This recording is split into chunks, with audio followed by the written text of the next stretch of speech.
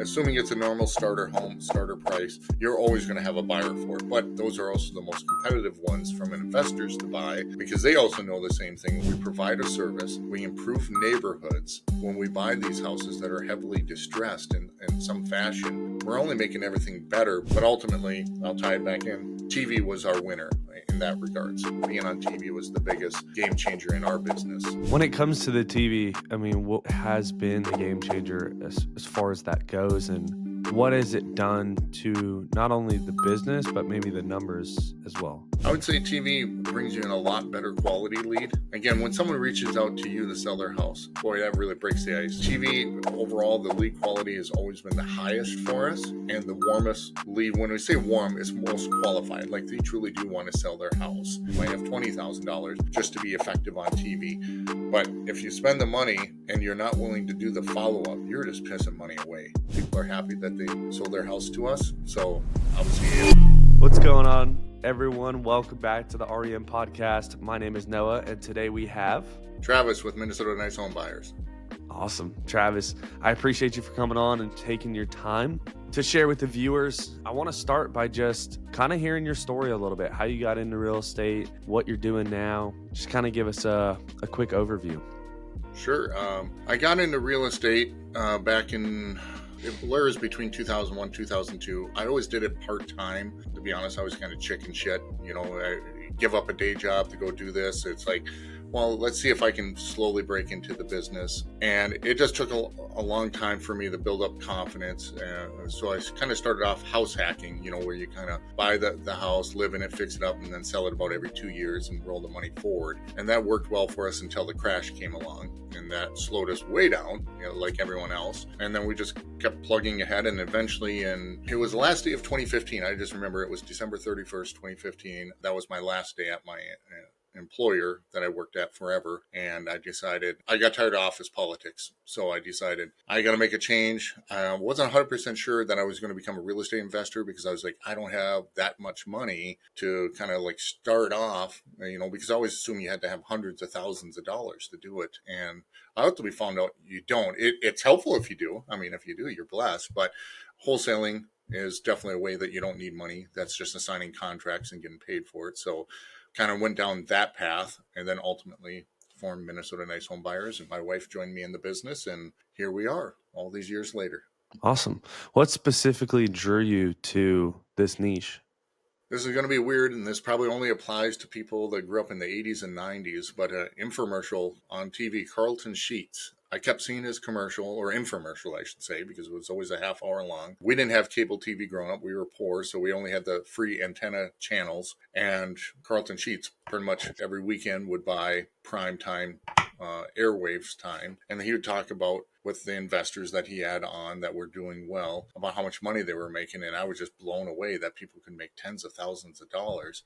And I wanted to do it, but obviously I didn't even have the money to buy the course. I was also a kid still in high school, but I was fascinated literally from that infomercial, watching it over and over and over again, that people could make large chunks of money because, you know, back then minimum wage, I think, was at $4 an hour. And I'm just thinking, hey, if someone could make $20,000, $30,000, you know, again, they didn't tell you exactly how they were doing it. It's an infomercial, but it got me dreaming. And that's right. What really tied me into it. Plus, I like working on houses in general, like fixing up stuff, you know, especially around the house, that type of thing. So I felt like it was going to be a natural fit. Yeah, it's crazy what you could see on a TV and really believe that you can do. That's awesome. And speaking of that, what does your business look like today?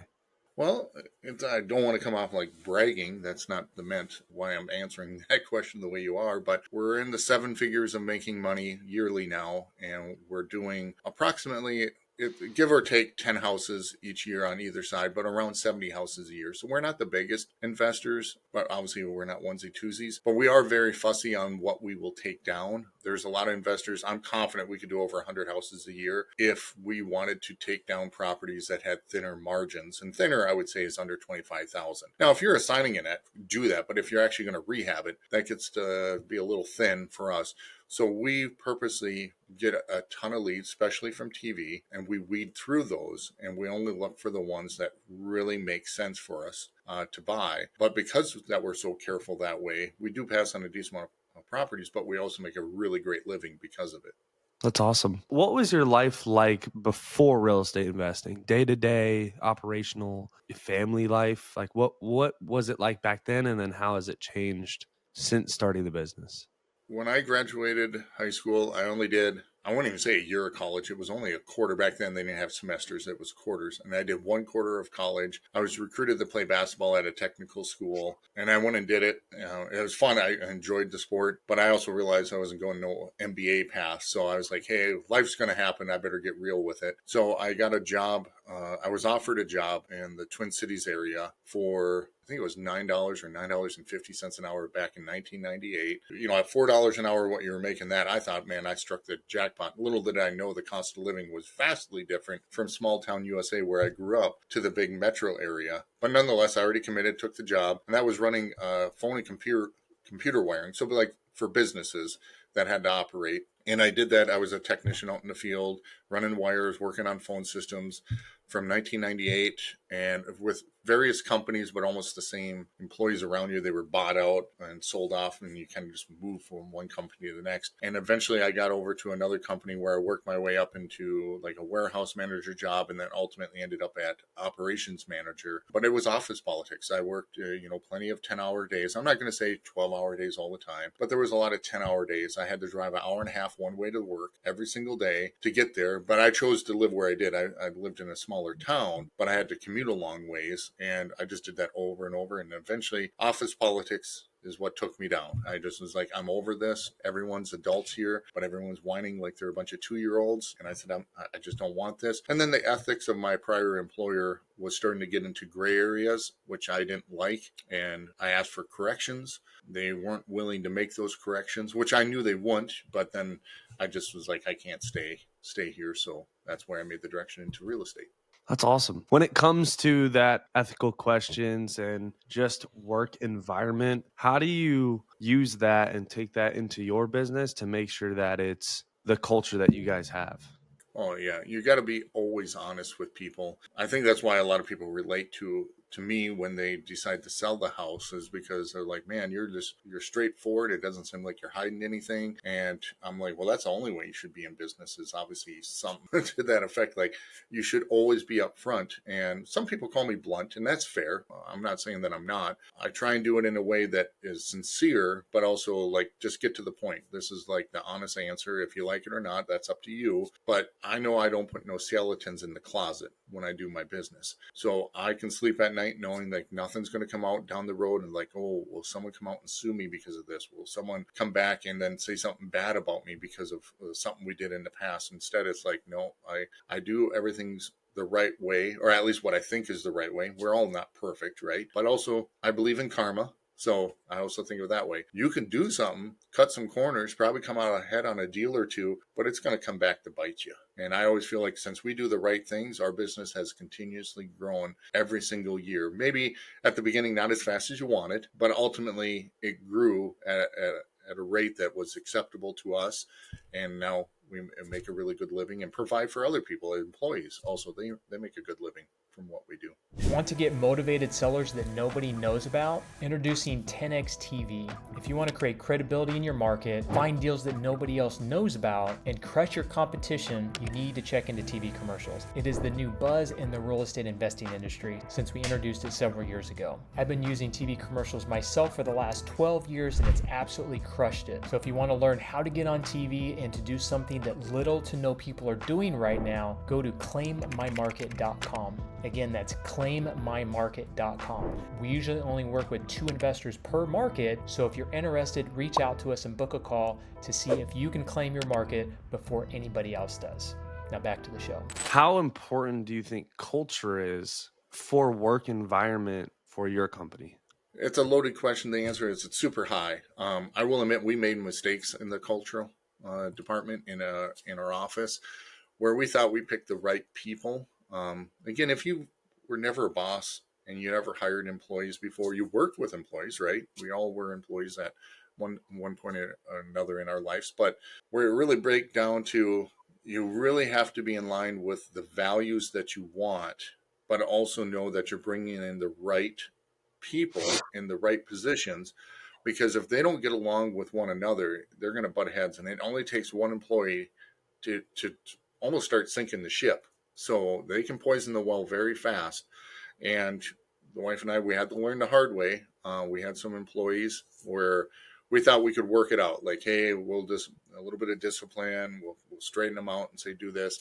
Either you have it or you don't. That's what we ultimately found out. So once we realized we had the right people, then we did everything possible to make sure we retain the talent, because the synergy of the right culture all came together. So it's huge. Yeah. Are there any main key strategies that you guys are using right now to really excel in your business? Another loaded one. Strictly TV, yes. The accelerate our business is all starts with the leads, and then it's whatever you're doing on the back end, obviously, to convert those leads. If you have different exit strategy, if you're doing novations, doing subject to, if you're taking on rentals, the three I just listed off there, we don't do any of those. I know a lot of other investors do, and it works. In our market, we're primarily a fix and flipper type of company.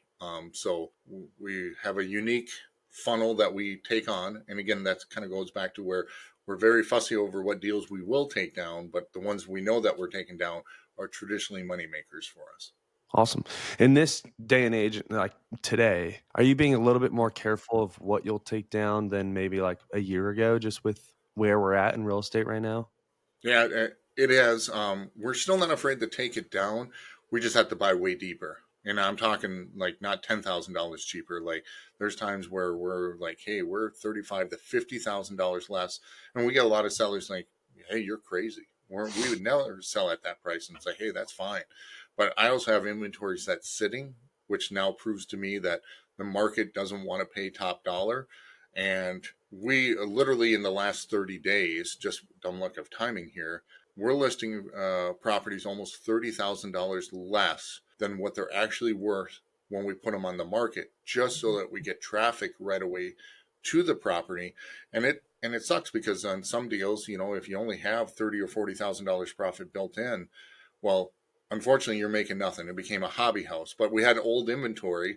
So it's like, well, you want to keep turning it. That's the whole idea. The cash conversion cycle is what we go by. You just have to do the right things. But what we also realize is when people realize it's a real good deal, we're almost getting multiple offers again, and at a time when multiple offers don't exist. But you have to be smart enough that you price it just at the right number where you're not going to lose money. I mean, if someone comes in and only offers you your asking price and no one else gives you an offer, right? Do you have to sell? Of course you don't have to, but if you list at that price and they're giving you that price, you really should sell it unless someone else motivates them to a higher number. So that's not the most exciting. But then when you go on to the new inventory that you're getting in this market, we're buying deeper, knowing that, let's just say hypothetically, a house should sell for $300,000. I'm going to buy that house and more than likely know I'm going to list it around $270 or $275, like $25,000 to $30,000 less than what it should actually sell for. Guess what happens? That means that seller has to take that much less. And granted, you wish everyone would say yes, but there's still plenty of competitors that are buying at much higher numbers. I expect those competitors in, I would say, 4 or 5 to 6 months will realize that they're not getting rid of that inventory. They're going to be taking on some losses. And my hope is that they burn up most of their capital on those properties and they can't get rid of them fast enough, that they're winning today, but then I will start winning in early spring because I already adjusted my marketing plan and how we buy properties accordingly. Yeah, for sure. Are you trying to stay within a certain price point of houses as far as like, median pricing, or are you not really too worried about, the reason why I ask is a lot of times right now what we're seeing across every market nationwide is, that first time home buyer price point is still selling a lot faster than a high end house, which I think is always true, but especially right now. Are you seeing that as well? And how are you guys kind of navigating that? Yeah, first-time home buyers, to be honest, I don't care what market it is. Those are always going to sell. They just are. But they have to have normal flow to a house. I shouldn't, there is a little caveat. But assuming it's a normal starter home, starter price, you're always going to have a buyer for it. But those are also the most competitive ones from investors to buy because they also know the same thing. Like, hey, we know that it'll sell. So you don't get as fat as margins on those starter homes, or at least that's been my experience in this tightening of the market. At first, when we had a correction, I would say, I think it was almost this time last year. I stopped trying to buy any house above 400,000 unless they almost were giving it away. Now, as I look at the data, it's really, if I still price that house that's worth a whole lot more, but at a way cheaper price, there's still a buyer that will come out of the woodwork to buy it. So I don't put limits on myself. Our limit is we can buy it. It's just if it's a $500,000 house, this might shock you, but our offer might only be 275, 300,000. And of course, most people should tell us to go pound sand, and I'm okay with that. But occasionally there's going to be one that's going to say, yes, I'll take that off. And I'm going to be glad they did, because now that one house, if it was 500,000, I could list it at 450, 425 and still make money at it. Yeah, for sure. What do you think is the main misconception about what you do for people not in real estate?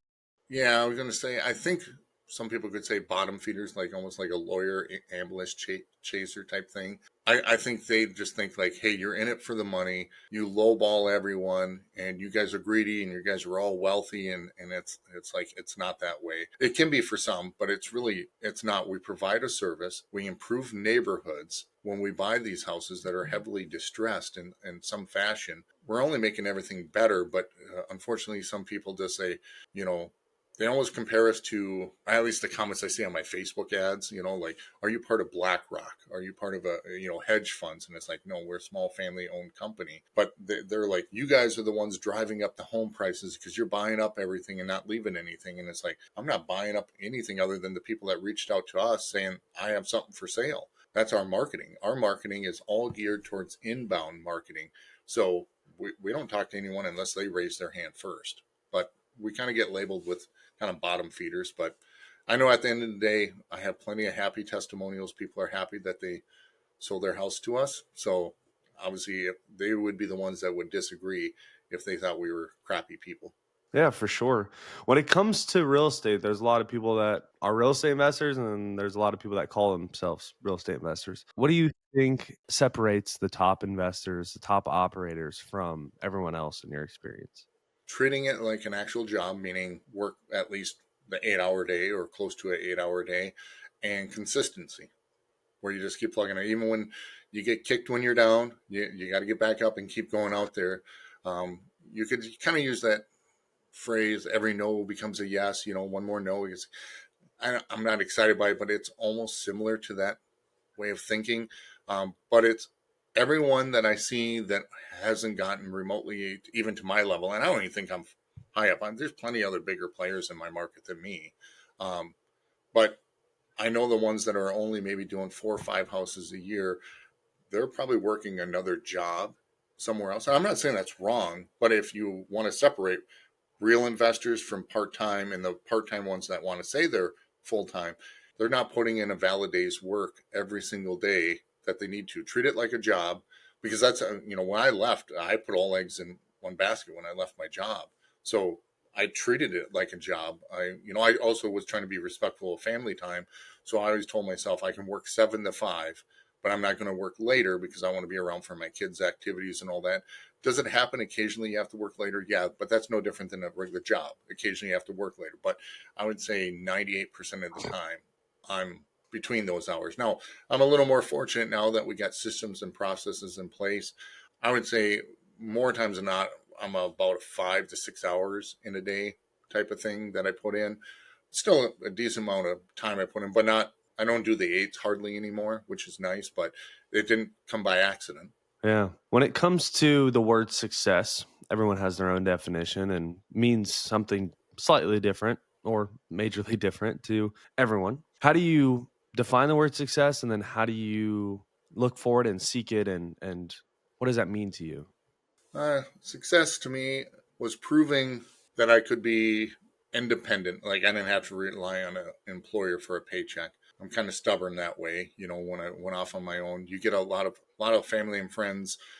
They don't want to say it to your face, but they're like, you're crazy. Why would you give up a job? That's a guaranteed paycheck. You have kids. You got to take care of them.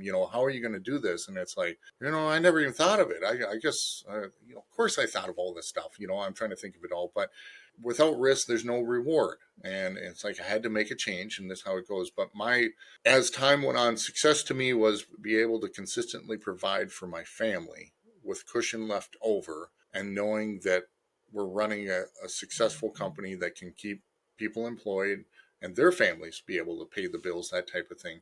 So success to me is knowing that I'm providing for my family and my employees. That's the barometer that we use.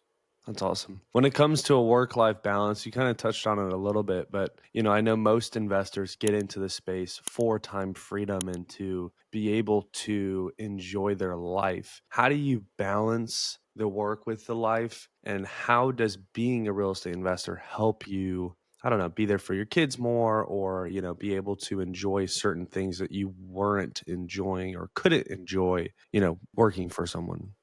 I'll answer the last part first. I would say that the flexibility gives you, again, the flexibility doesn't mean you don't still put in the time some other way. But if my wife wants to volunteer at my girls' elementary school, they allow parents to volunteer in the classroom, and she does that probably about 4 or 5 times a year with our 3 daughters. Used to do it with my son, but now he's up in middle school, so they don't really do that. She gets flexibility on that when we have to have doctor's appointments, just even if it's routine dentist appointments. And then especially when it comes to activities now, we're running everywhere. We have 4 kids. And, as soon as the end of the day kind of comes around, like 4:30 or 5 o'clock, you already got to be ready to be somewhere else. Well, you're not rushing home. Instead, it's like, hey, we're going to go home at 2:30, 3 o'clock. Get ready for all those activities. So it truly just gives you time flexibility to set your own schedule.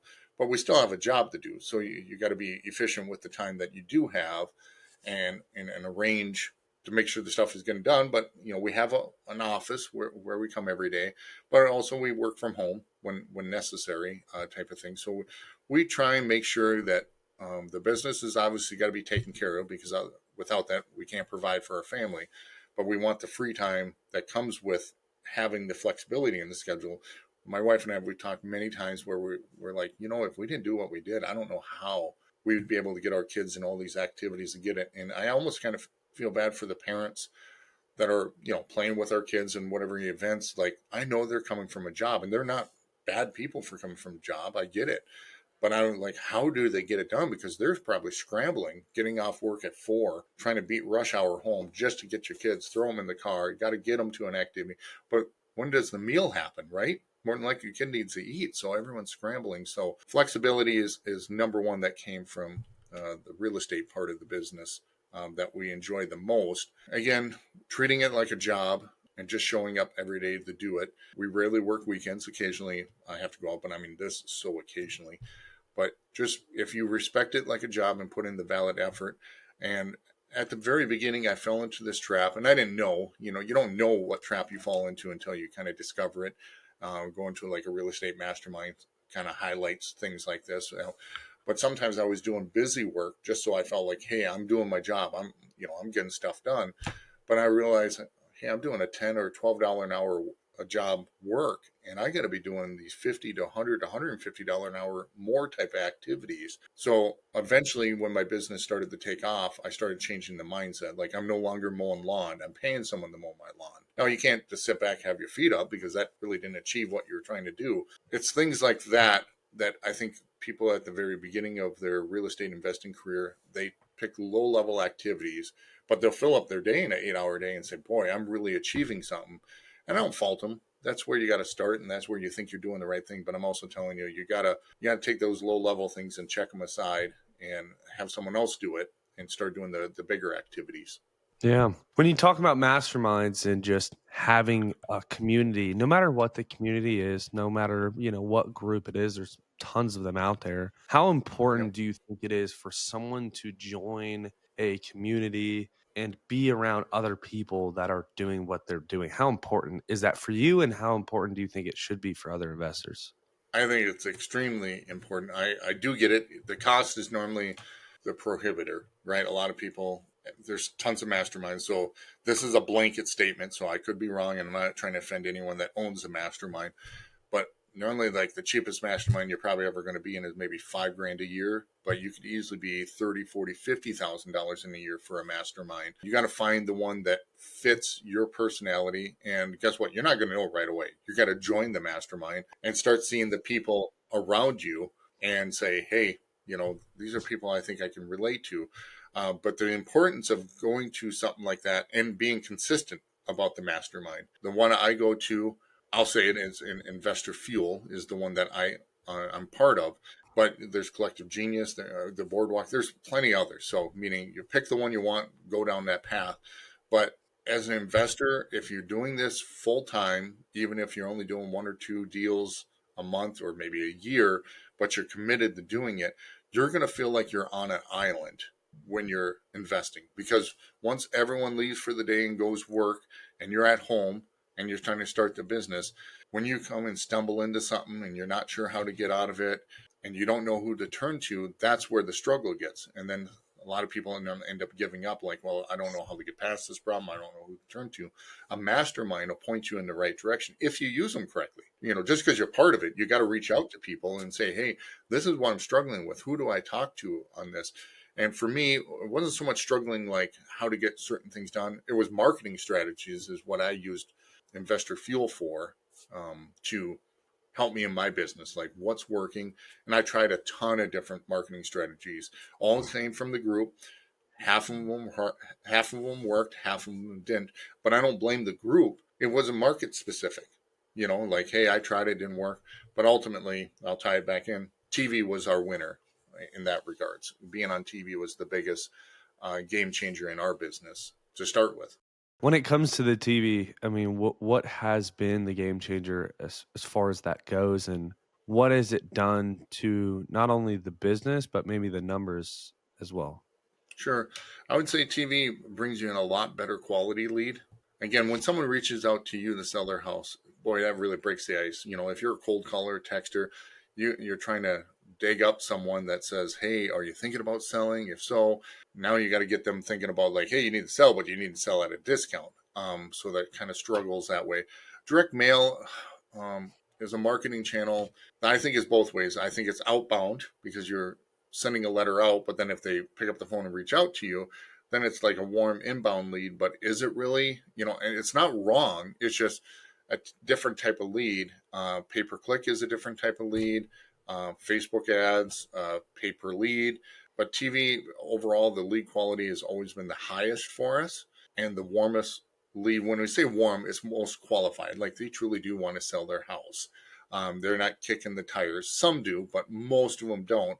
So the quality lead is there. And when it comes down to it, they're obviously the most profitable. But then again, it's also the biggest part of our marketing budget is TV because it works so well. We put so much money behind it. So there could be other channels that work better. We've tried plenty others.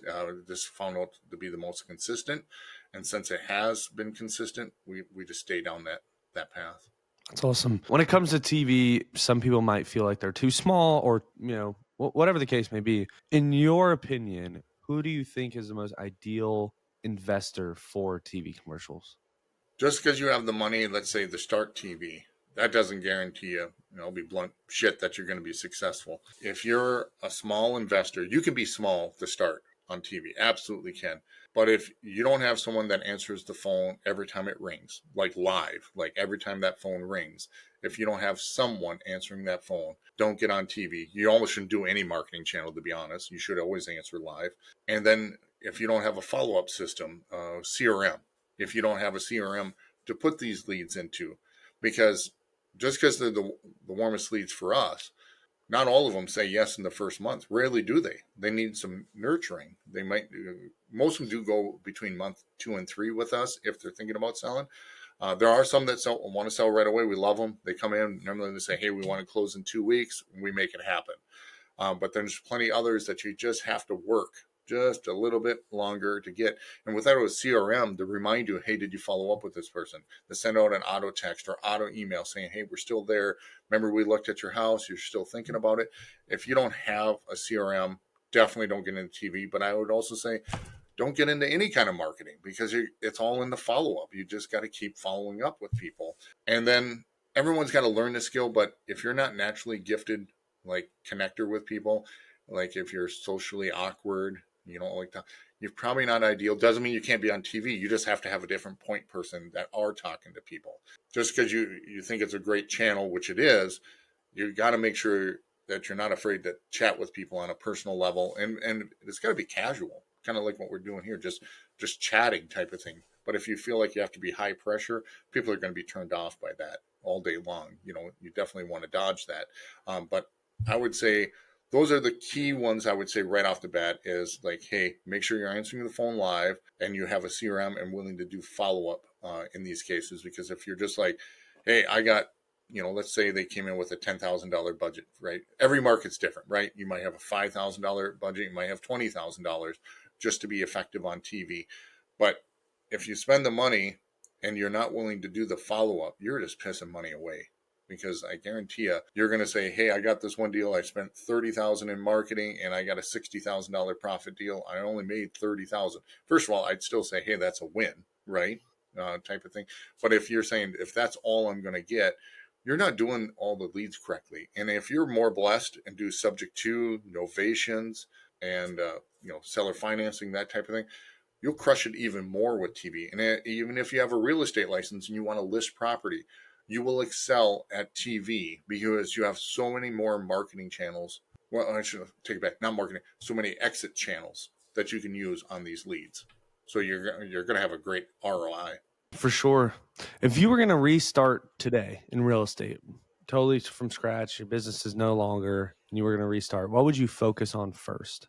I would immediately have a CRM, get the phone number, and I would get on TV. For me, that's what I would start over with. Be able to track it. I wouldn't even worry about hiring an employee right away because I'm starting over. It's like, nope, I gotta get it started. I would do those things. I would be like, I'm ready to take the phone call and have a CRM for the follow-up and get back on TV to get the leads coming in. Without the leads, you die. You got to stay consistent with the marketing. I hear this way too many times from people that maybe quit TV at some point, or I hear from our rep. I like to talk to her a lot about things where some people are just, they need that instant results. And they're like, oh, it's becoming a slower month. I got to cut back on the marketing. And it's like, oh, that's the death of any business. Like, don't cut back on the marketing. And it's a fair reaction. You're like, hey, if I'm not getting much, I got to preserve the capital. That's the one area you don't preserve capital. I would say fire an employee before you get rid of your marketing channel. That's just my opinion of staying consistent. And that's just me being very blunt. But those are the three things that I would do right away. Awesome. What would be something that people would be surprised to learn about you personally? Well, in person, they always say I'm bigger than what they thought I was going to be, right? Definitely taller than I expected, for sure. Yeah.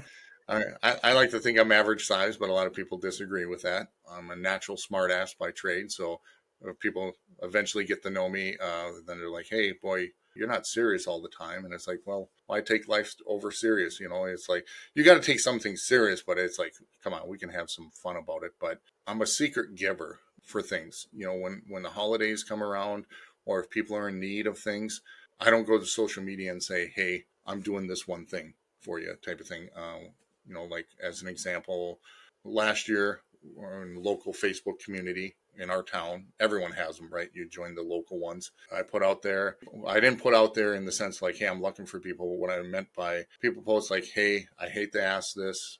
Someone will post and say, I don't have any money to put kids, gifts for my kids type of thing. And I'll just go on there, please DM me. I don't say, hey, I got money for you or anything. I don't do that. I just say, please DM me. The ball's now in your court.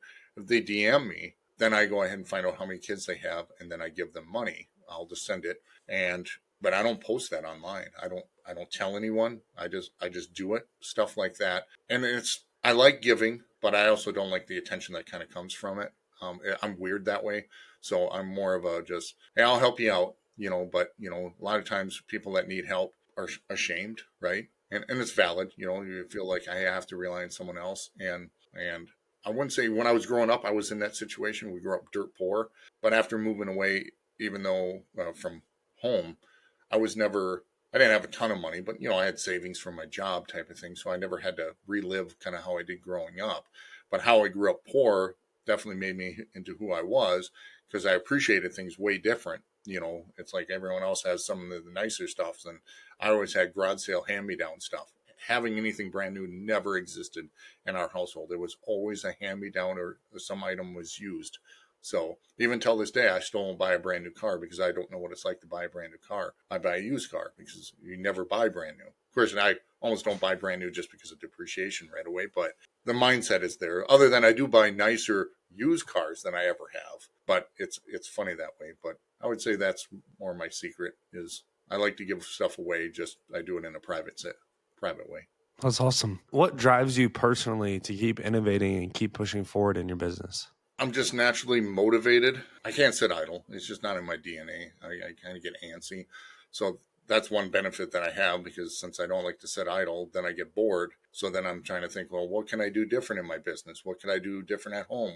So it's just a natural, I think you either have it or you don't. And I wish that I could teach people to be motivated like me, but it doesn't work.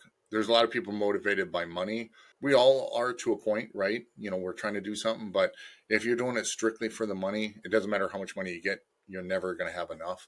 So you have to kind of realize there's a certain amount that's like, hey, I can live very comfortably off of this and still have savings, and that's enough. So then we try and draw a threshold where we thought, like, well, do we add another business?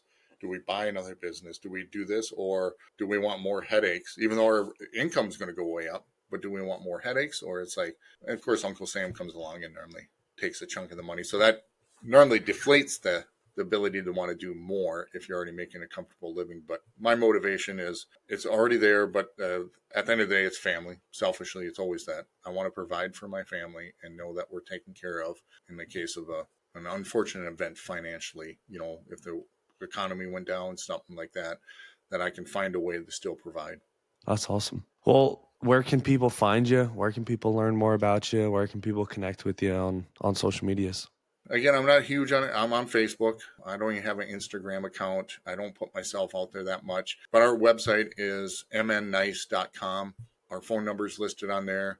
If someone ever wants to talk to me, they can just say, hey, I saw you on the podcast. I have some questions. Just go ahead and go on there and call our office, and I'll call you back and we can chat. A lot of people are surprised when they do reach out. They'll never get me live. I have staff that answers the phone type of thing. But everyone is always surprised when they leave a message. I even have people from the TV commercials. Hey, I'm an investor. I think it was actually out of Houston area, to be honest. This was almost like 6 months ago, that says, hey, I'm an investor. I'm out of town. I saw your TV commercial. Could you call me back? Of course, he already said he was out of area. I could just say, well, dude, I'm not buying a house from him. But instead, I called, and he said, well, first of all, I'm shocked that you even called me back. I didn't think that was going to happen. I was like, well, you asked for a call back. I was like, Yeah. doesn't mean I called it within the first 4 hours, but yeah, I'm gonna call you back. And then we just chatted briefly, but he was saying, I just really like your commercial. You sounded very sincere, but now with you calling back, I realized that you are really real, like almost like who you say you are on TV.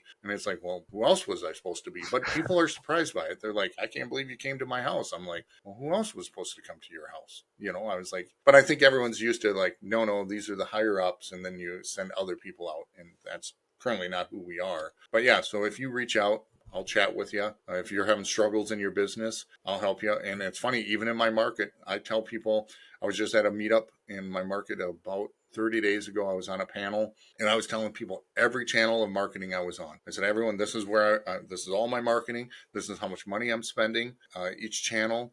This is the cost per contract. And people were kind of dumbfounded, like, why are you giving away all these secrets? And it's like, well, is it really secrets? Because I said, majority in this room, I said, I hate to be blunt, won't do shit with this information. Analysis paralysis. You guys are just going to sit there and analyze. So I said, there will be one. I hope one will take this information lightly and go ahead and reach out and say, how were you doing this? Now, there's a few secret sauces that, you can't ever give up, right? That's just part of your business. But I also know that I can get you on the right path far enough down that you can actually be successful with what I can share with you. But of course, I can't give away everything on that. It's just, that wouldn't be smart for me in business. But I'm an open book. I am that way at Masterminds, but I'm also like that in my open market, even with my competitors. I'll sit down with my competitors. We do quarterly meetups where we just just go to lunch. We talk about our businesses, because you got to not see them as competitors. Collaborators is really what you're doing. Again, they're not going to share their immediate secret of what makes them really click, or their specific marketing list that they found the best success on, right? But the point is if you see people not as competitors and you're being open with them, you'd be surprised at how you can actually do even more business. So I know I kind of teed off how to reach out to me, but I'm saying if you do, I will chat with you. But at the end of the day, the ball's in your court. That's awesome. Well, Travis, I appreciate you for coming on. Always a pleasure speaking to you. And everyone else, thank you. Thank you all for watching.